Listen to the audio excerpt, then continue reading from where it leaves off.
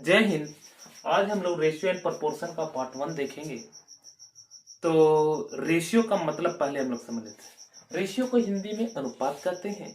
अनुपात किसे कहते हैं? तो कहते हैं दो समान राशियों की तुलना करना ही अनुपात कहता है। मतलब दो समान राशि, जैसे 10 रुपया का 20 रुपया, तो याद रखिए ये रुपया है तो ये भी रुपया होना चाहिए, तभी हम तुलना कर सकते हैं। तो दोनों का अनुपात निकालना है। इसका मतलब इसको छोटा फॉर्म में हटा देना। मतलब क्या? तो कहेगा कि 10 रुपया का 20 रुपया से अनुपात निकाले, तो अनुपात कर ले। इसको लिख सकते हैं, ध्यान दीजिए, 5 दूनी 10 और ये हो जाएगा 5 चौके 20। और क्या कर सकते थे इसको? ध्यान दीजिएगा, इसको लिख सकते थे 5 ने 10 दूनी 20, तो 5 से 5 कट गया, 2 से 2 कट गया, ये बच गया 1 और ये बच गया 2। तो अगर डायरेक्ट भी काटते 10 से कम 10, 10 दूनी 20, तो 1:2। तो हम ऐसे फैक्टर में इसलिए बता रहे क्योंकि ध्यान दीजिएगा 5 दूनी 10, मतलब 5 और 2 दोनों में कॉमन था, इसमें भी और इसमें भी, दोनों में। तो 5 दूनी 10 जो है, ये दोनों से सेम जो कॉमन मल्टीपल था उसको हम लोग हटा देते हैं, और जो शॉर्ट फॉर्म होता है उसी को लिख देते हैं, वही होता है रेशियो। तो यहाँ पर क्या देखे, समान तुलना कर रहे हैं, क्या रे इससे ये डबल है, तो छोटा ये क्या किया हम लोग, इसको छोटा फॉर्म में, तब भी डबल रहा।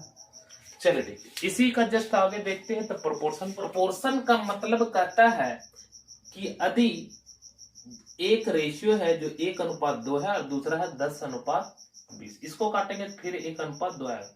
तो यही 1:2 आया, 1:2 आया, वो समानुपात होगा 1:2 के। या इसी को कह सकते 1:2 है, समानुपात है 10:20 के। क्यों ऐसा? क्योंकि ये जो अनुपात आया इसका और जो इसका है, ये दोनों बराबर है। तो समानुपात के मतलब क्या हो गया कि दो बराबर रेशियो होना चाहिए। तो ये दोनों क्या है? बराबर। इसको काटेंगे तो आ जाएगा 1:2। रेशियो का साइन क्या होता है? रेशियो का साइन क्या होता है? तो रेशियो का साइन अभी हम लिख रहे थे, इस तरह दो बिंदु लगा दीजिए, ये रेशियो का साइन है। इसका मतलब है कि 3:4, तो इसका मतलब लिख सकते हैं 3/4। अनुपात का मतलब होता है बटा भी लिख सकते हैं। अब प्रोपोर्शन का मतलब, प्रोपोर्शन का मतलब होता है, इसका साइन पहले देख लेते हैं, तो 4 बिंदु होंगे, जबकि इसका मतलब हो गया जैसे 3 समानुपात, जैसे अभी लिख रहे थे A समानुपात B, मान लेते हैं, तो इसको लिख सकते हैं A बराबर B। समानुपात का मतलब होता है बराबर का साइन, तो इसका मतलब ये बराबर है। सबसे पहले ये साइन जो है, ये साइन को यूज किया गया था 1631 में आउट्रेड के द्वारा। किसके द्वारा? आउट्रेड के द्वारा। चलिए, ये ऐसे सवाल नहीं पूछा जाता है, तो आइए हम लोग देखते हैं इस पे साधारण कुछ। पहला सवाल ये रहा, कहता A:B 3:5, B:C 2:3 हो तो ABC का मान क्या होगा? तो क्या दिया है? A:B दिया है, कितना? 3:5, जबकि B:C दे रखा है मेरा 2:3। तो हमसे पूछा A:B:C बता। सबसे पहले ये बहुत हम लोग साधारण प्रश्न से स्टार्ट कर रहे हैं। तो देखिए इसका हल ABC का, तो A है 3, B है 5, B है 2, C है 3। तो यहाँ B को देखना कॉमन है, यहाँ कॉमन देखना था कि कॉमन जो है वो सेम है, नहीं है। तो इसी के लिए हम लोग देखें इसको कैसे सेम करते हैं। तो B को सेम करना है। यदि सेम होता, यहाँ भी 5 था, यहाँ भी 5 होता, तो सिंपल था, लिख देते 3 5 3 लिख देते। यहाँ पर भी हम सेम कर सकते थे, इसको 2 से गुना कर दीजिए 10, इसको 5 से गुना कर दीजिए 10, तब भी हो सकता था। इसी को यहाँ पर करके दिखाते थे, A B 3:5 और यहाँ 2:3।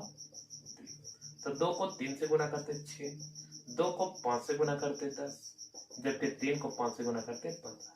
तो यही रहा 6 10 15।